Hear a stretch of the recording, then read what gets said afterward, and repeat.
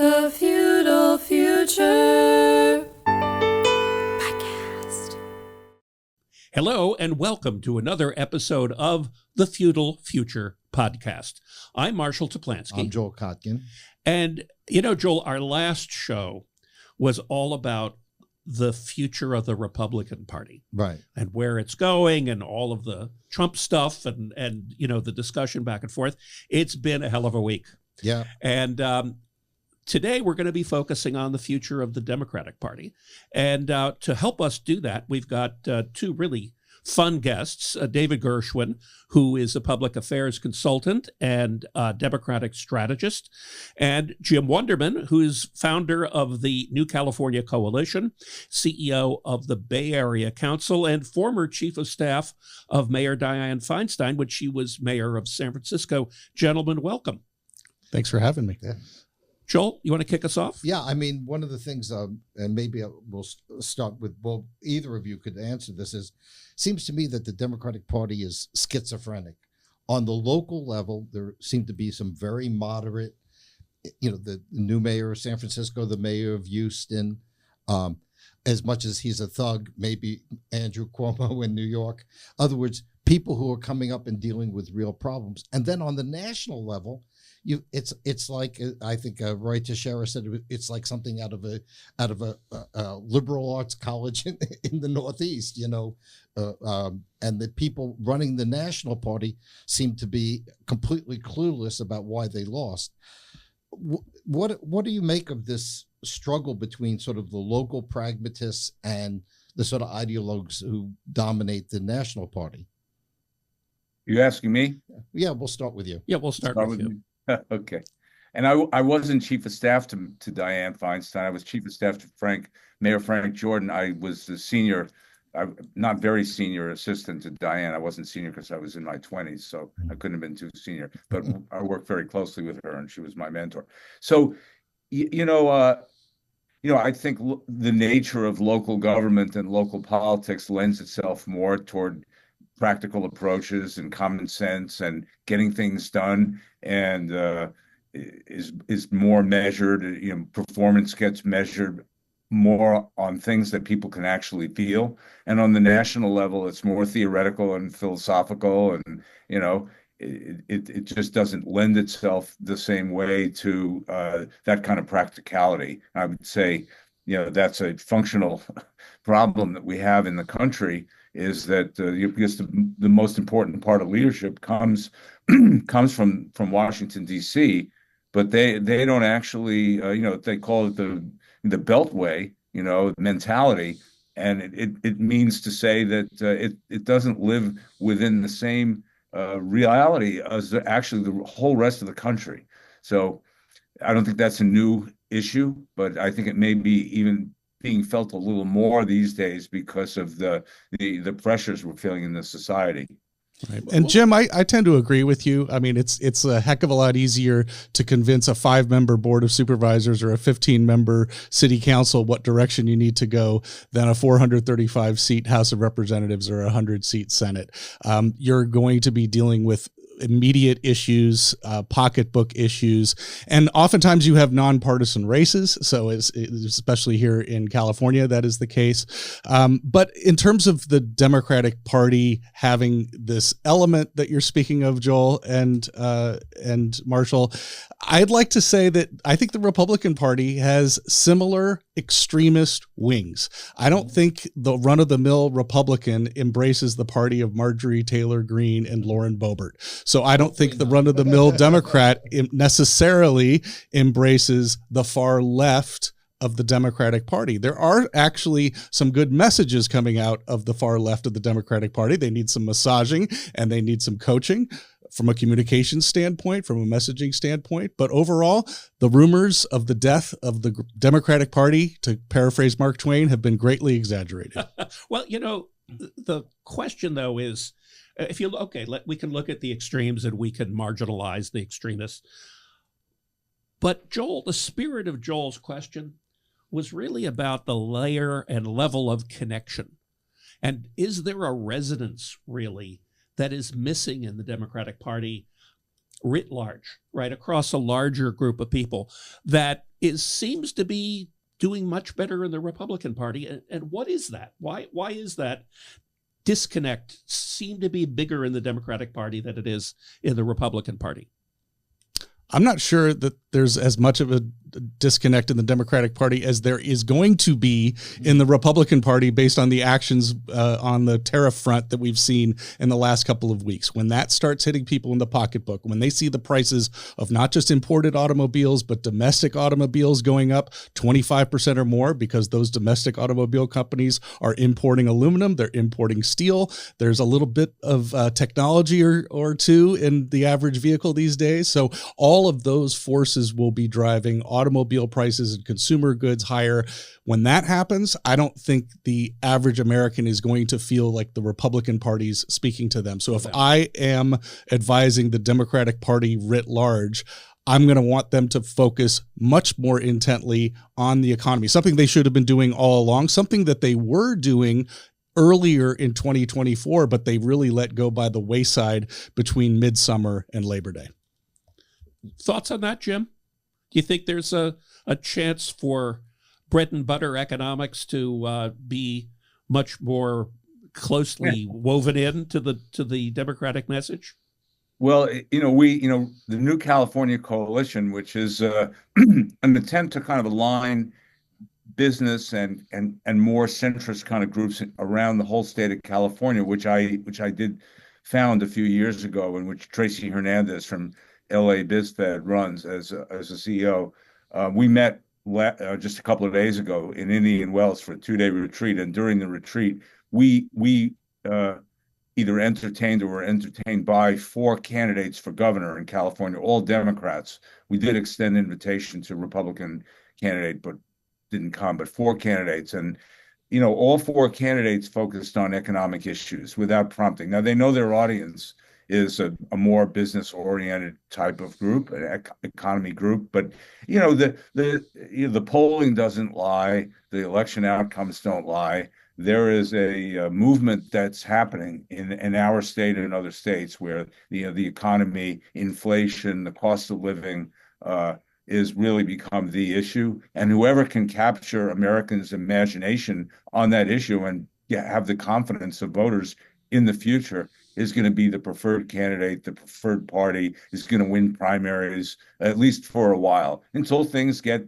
to the point where it's so good that people forget that the economy is important, which they did in California, which also thinks it's a country. So there's a beltway mentality in California that's not too different from what in Washington. It's big, it feels special and unique, and it happens to be a one-party led a political institution. So they're just beginning to get the message now that this isn't working out well. And I do think we're going to see the candidates try to push for, to have a pro-economy kind of message. And we're going to push them to do it. And, that's why we invited them, not just to hear what they're thinking. We invited them to encourage them to think what we're thinking. The great irony of all of this is that historically, the Democratic Party has been the party of labor. Right. And here you have a competitive message coming in from the Trump side that says, oh, guess what? We're going to increase the size of the skilled labor pool and the number of jobs that people have because we're going to get rid of outsourcing. We're going to reshore all of this stuff. First of all, what do you think of that as a salient political message? How do the Democrats really counter that? And, do you think it'll end up happening? In terms of reshoring manufacturing, I'm not sure that's the end game American voters are looking for. The American voters are wanting to know what the end game is when it hits their pocketbook. They want to know what their grocery bill is going to be. They want to know that when they have to buy new soccer cleats for their kids' soccer season starting in AYSO in the fall, that those soccer cleats are not $100 or more because they need to be manufactured in the United States because of the steep tariffs that were imposed on China and Vietnam and what have you. So I just don't see it. But I'm going to push back a little bit here. We can't go on the path that we've been on. We've deindustrialized to the point. I was reading a piece in the Wall Street Journal where they can't manufacture things because there are no screws being made in the United States. You can't be a first-rate power and outsource virtually everything. And I think that, and on that side, I think the Democrats, I think, could have made a greater impression. I think one of the reasons they can't is I don't see how the Democrats become the party of, middle and working class people as long as they have net zero. Who would have ever thought that the Democratic Party would be anti-tax, anti-Russia, and pro-intelligence community? If you had told me that 10 years ago, I would have told you were smoking something that was just made legal in California not very long ago. No, I mean, it's certainly a very, very bizarre situation in which the Republicans, deserved or not, have been winning the working class vote because they say, look, we want to bring manufacturing back. And it's the Democrats who are actually much more skeptical about it. Frankly, I think, leading us down the same road that I was just in Europe, that I already see in Europe, which is what happens when you have a deindustrialized society with a big welfare state. It doesn't work out so well. But Jim, in your area, and especially with the NCC, one of the core tenets of your growth proposals is try to make California in particular, but the United States more of a competitive place to be able to do business. Are you finding that you are fighting Democrats at every turn? Are you finding kind of an open door for that? I mean, what is the likelihood of this happening? Well, it's hard to turn the ship around. We've been, by the way, working on bringing ship repair and shipbuilding back to the Bay Area. I have, and I think there's a chance to do it. And it's consistent with the messages both of Joe Biden and Donald Trump and their Navy secretaries that we need to start, building things we need in America again for national security reasons as well as economic ones. So I think, but it doesn't happen. Nothing happens overnight. It's very hard to do things, make things happen quickly. And I think that we made a choice as a country to go into a globalized economy. That was the direction of things, and there were a lot of advantages to it happening. And I think it served America pretty well for a generation or so because there was no inflation, and people were able to get whatever they wanted at a reasonable price. And while we lost a lot of factories in a lot of parts of the country, the unemployment rate was largely low and so forth. So I think that was whether it was a thoughtful strategy or it just kind of happened because of economic factors, that's what we did. And now nobody likes it anymore. I shouldn't say nobody. Trump really doesn't like it. And he's really pointed this out. And I think that's one of the reasons he's president, because he doesn't like it. And a light bulb has gone off in the minds of Americans that there's something really, bad about having everything that we make, everything that we consume made in some other place, especially China, which is probably the one thing that both parties in Washington agree on, is that China's a threat. And, that which whether you agree with it or not, that is where they're coming from. And a lot of policy is being guided by that. So I think to go back to manufacturing onshore is a practical thing. It makes sense. I think people like it. And it's not good for California the way things are situated, because California has made it very, very hard to reindustrialize. I mean, the laws, the rules, everything is against California. So with all these funds coming in to do it, that came out of the big infrastructure packages and so forth, we are a flyover state for this. And it's a shame. And we've been pointing it out. And in order to deal with that, California is going to have to make difficult choices that whether it's labor or the environmental groups or social justice groups, there's going to have to be some explanation and some discussion with them that say, we understand your point of view. However, if we're going to get this done, there's going to have to be some change. We're going to have to unwind some laws and some things that you will call hard-fought gains in order to be competitive, or we won't be competitive. The country as a whole has a hard time being competitive. That's why we lost these things in the first place. So there's going to, on a national level, we are going to have to do things, and it's not going to happen overnight because, and just the labor arbitrage by itself, we're not going to be able to acquire labor in America for the price you can acquire it in many places around the world, and here comes Africa, just as Right. we're trying to suppress Asia, so this is I think completely going away from a globalized economy is probably not going to serve America well. I think it's going to cause a lot of problems, and it might be hard to ultimately convince people that we made a mistake and we need to re-globalize, because people are now embedded with the view that there's something inherently wrong about doing things outside our borders. But I believe the natural order of things is to do the things we do well in the country, and maybe we manufacture certain things here because there are national security reasons to it. But I don't believe it matters to consumers really where the stuff gets made, as long as it shows up for a good price and it works and they can get it fixed and so forth. But you have to choose. You can't have it both ways. Well, and just a couple of factoids as an economist or a quasi-economist. Here are a couple of factoids.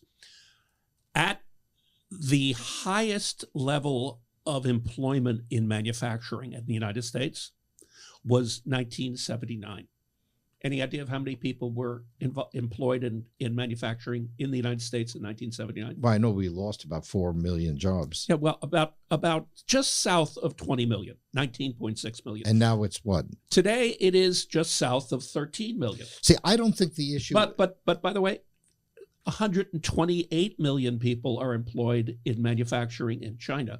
So the question that you have to ask yourself is, okay, we have $1 trillion trade deficit, but how much more would prices have been if we had continued to manufacture inefficiently in the United States?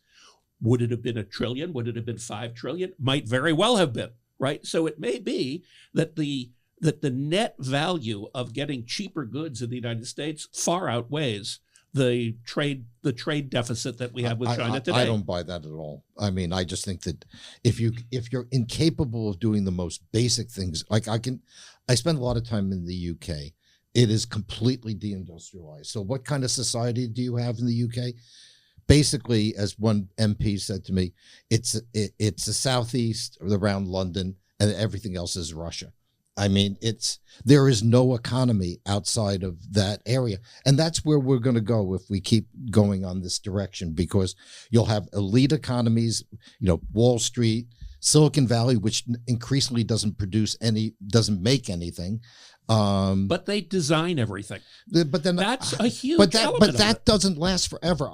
I come from a schmata industry family, okay? And I can tell you what happened, which was, yeah, we'll get this made cheaply, but we'll design it.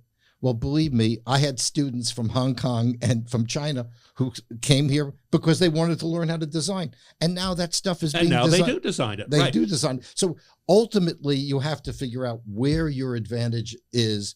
And of course, you can't do everything, but you can't have a situation where the United States is incapable of even making ammunition for the Ukraine. Well, right? That's where the national security argument comes in from Jim, right, and from you, that you're not going to manufacture everything, but you're going to manufacture the important things. And it's to your advantage to not have to manufacture items that you aren't necessarily good at manufacturing for a decent price. You've outsourced it because it's advantageous to you. It's okay to have a trade deficit because we're going to assume that what you're importing, that has freed you up to be more constructive. That has freed you up to pursue areas in technology and green industries and so forth. Yeah. You can the unwinding of globalization is not going to happen. I think one of the mistakes that this country made, not even one party or the other, is that we didn't really understand while that was happening how much the collateral damage was, how much damage there was to working class Americans. Where was the worker retraining? Where was the emphasis on vocational education? Forcing working class Americans down the path of 4-year colleges and universities or nothing, that's too binary of a choice. And we need to, I think, really refocus on education, worker training, job training. You hear employers across the country complain about the lack of a skilled workforce and the lack of talent coming out of American schools. Why can't we reinvest? If we did it in the 50s with STEM under Eisenhower, why can't we have a similar push under whoever is occupying the White House or the chambers of Congress? But of course, one of the key constituencies of the Democratic Party is the university bureaucracy and the whole idiot system where we're educating, tens of thousands of kids at a high cost for jobs that will never exist. Well, a couple of quick points. See this, baby? This thing was probably made in 15 countries. It was designed in Silicon Valley, and then 15 countries contributed 7%, 8%, probably no country more than 10, 15% to the components in that. That's going to be very hard to unwind. Right. No, definitely. It's going to be there. It's going to make this already fairly expensive device. We're going to be talking next year with hands with a tight wire pulled apart. If we want to, I'm not sure that wouldn't be better. on that point. I think you got to be realistic. I think about what can satisfy the needs of consumers. 70% of the U.S. economy is consumers. Right. 70% of our economy. That's what drives this nation's economy. If you suppress the consumer, if you fight the consumer, you're going to get to the core of the U.S. economy in a very, very scary way. So I think we better be careful. Now, I think there does need to be movement. I agree with Joel. You can't just do everything everywhere else, and there's got to be some thoughtful process to say, what can we make here? How can we make it? If it's all automated and if all just machines doing it, that doesn't and there's a lot of those 7 million jobs in America that got lost. They didn't go to China. They went to machines that used to be people on a line doing things. Right. And people aren't going to stand on the damn line doing the thing anymore. Right. So, and if nothing else with AI, it's just going to get even more automated. Well, but the good thing is we'll get rid of all the coders too. So that's the trend. I think you have to really be wiser than we're being, and less political about how to get what people want in a way that still allows young people to have a hope that they're going to have a career in something that they want to have a career in. And I think it's very hard for folks these days. Now let's talk about housing for a minute. Here we have a state that can't build a house. There's no housing going up in a state that has a housing crisis. What if we decided to actually allow housing to be built? How many jobs could get created? And if we train people to become carpenters and electricians and those kind of jobs, which we could theoretically do that, and then the vocational ed be involved, and then it could, you could have economies of scale in a bunch of areas where it's not going to happen in other countries. There could be some prefab stuff, right. But basically this would be American industry. And so we should think about what could be the American industries of the future, where there are needs, where there are potentially trained individuals, institutions to train them, and markets. And so I wish we could have that kind of thinking going on in Washington and in Sacramento, and begin to address the underemployment of people, the crime, the communities where, the kids have no hope of going, so they end up, in prison, and then we lament, that we've got a prison society and all those things. And, so I would hope we can do better, recognizing that we can't completely annihilate the nature of a global economy. I think we do it at great peril. But Jim, with respect to housing, it sounds like you are pushing a business-labor partnership to jumpstart California's economy and beyond, and I'm 100% behind that. Well, I think the governor came out with a figure years ago of 3 million homes needed. We could say, then he said it was a little less, but the homes aren't being built. They're not being built because we make it too hard for folks to build. We have ideas about where they should be built, where they don't want to be built, and the market won't support them being built. So, our view of this is that, yes, we should have infill development we should actually enable it to happen. So somebody can get a permit and somebody can build something. At the same time, it's really greenfield development Right. where Periphery.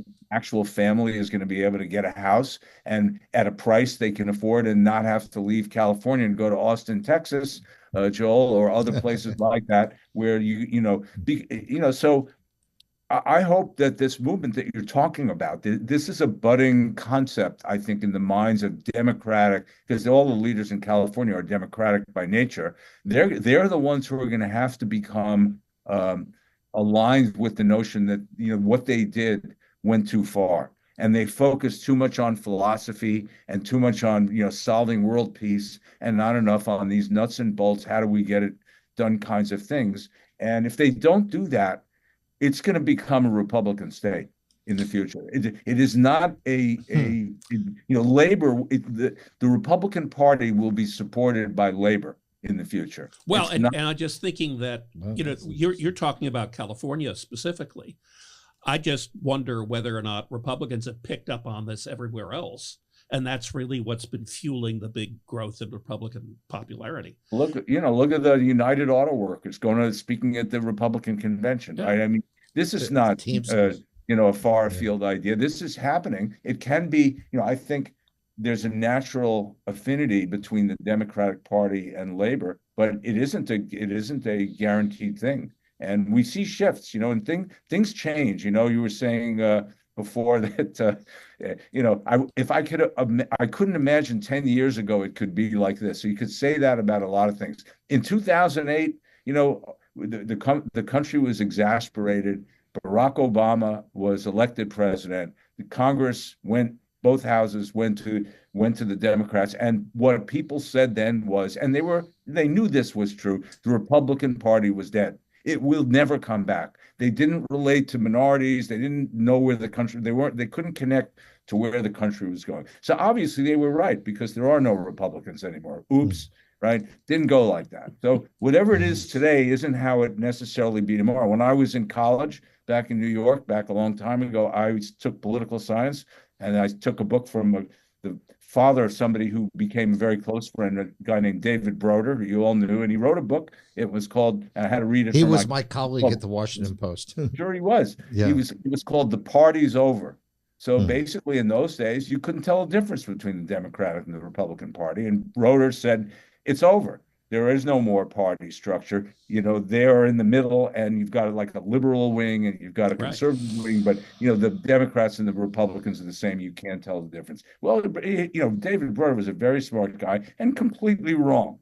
And within a few years, there were great dichotomy between the two parties, and so these things tend to change, and smart people, consultants, they figure out probably where people are really kind of living and how to shift. And the party that kind of gets it, grows, and then they do stuff that's dumb, and then the other party does better, and and we shift back and forth. And there is a tendency to have these shifts because people are inherently dissatisfied. There's a lot of reason, whether it's the media, whether it's social factors, there's a great level of dissatisfaction, and you see it in the polling, and the right track, wrong track numbers, all those kinds of things are open doors for whoever's not in power to take it, if they can just figure out how to get their act together. I agree. The Democratic Party is certainly being as introspective as humanly possible since the debacle of 2004. So in a very short amount of time, the Democratic Party has the onus and the responsibility to articulate that type of message, and to articulate that type of pocketbook message to voters. And I think they don't even have to make any effort to do anything right now, because it's pretty clear that the Republican Party, or what's left of the Republican Party, is certainly whipsawing the economy one way or another. When you were talking about, Jim, we were talking about your iPhone before.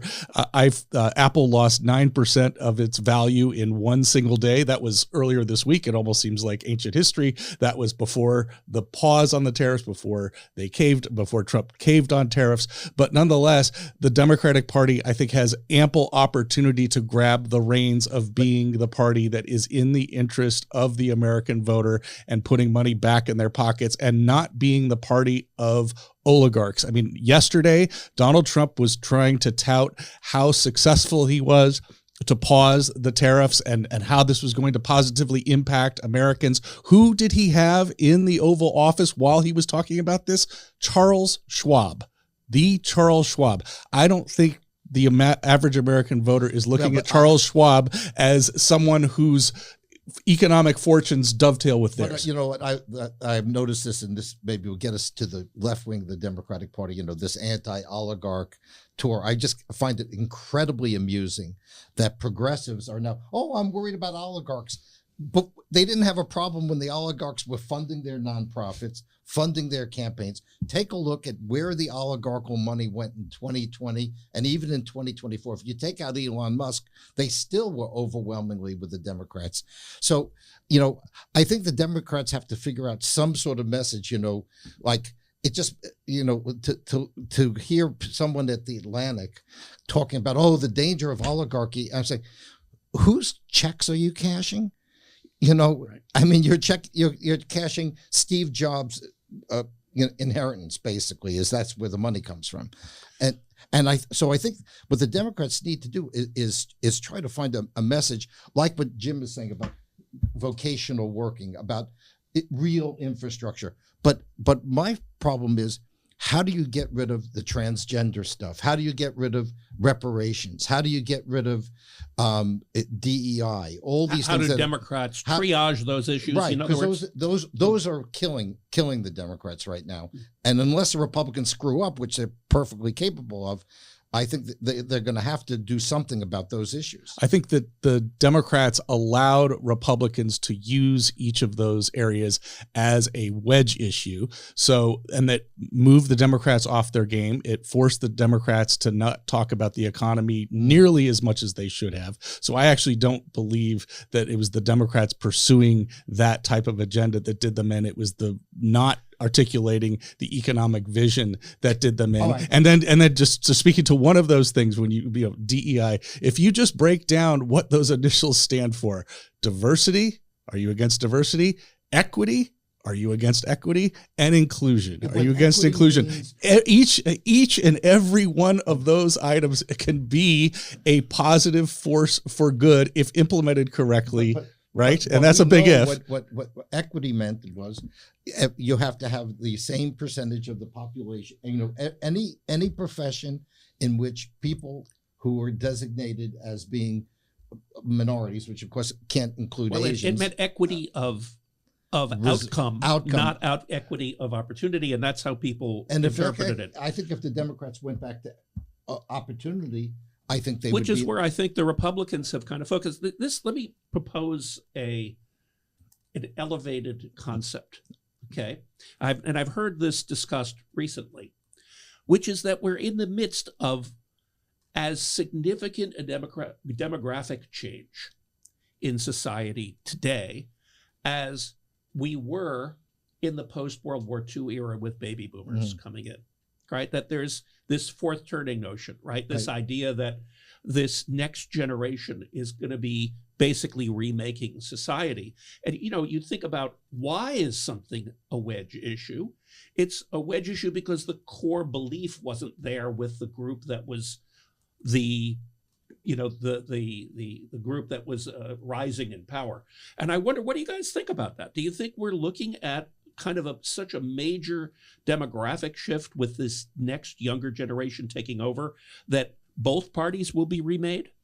That's a good question. So you're talking about the iGen, people who came of age when the iPhone came about. You could really start with the millennials and then people who are let's even just say digital natives, right? Which is really the core. If you look at from an economist perspective, that's kind of the big remaking is digital society versus analog society. Right. I actually believe you're correct. I believe that this current generation, I happen to have a daughter who's of that generation, they are much more socially liberal and tolerant. They are less likely to put labels on people. They just talk about their friends. They don't necessarily put them into boxes one way or another. So I think there will be a demographic shift. And as that generation gets older, and that generation is going to have to participate in the same numbers that the older generation has. And there's always hope held out for that. And those numbers of the younger generation participating are nearly always disappointing. But as they get older, there's no doubt that they will be participating more. So that change will inevitably What's happen. very interesting in this last election was how well Trump did among younger voters, which we had never seen that before. He didn't do well with them in 2016 or 2020. And I think the other really interesting thing about this new generation, I'm working on this issue right now, is the tremendous difference between men and women, males and females. The difference between young men and young women is really profound. And we've never had something of that extent before. Hey guys, it's been a really interesting conversation.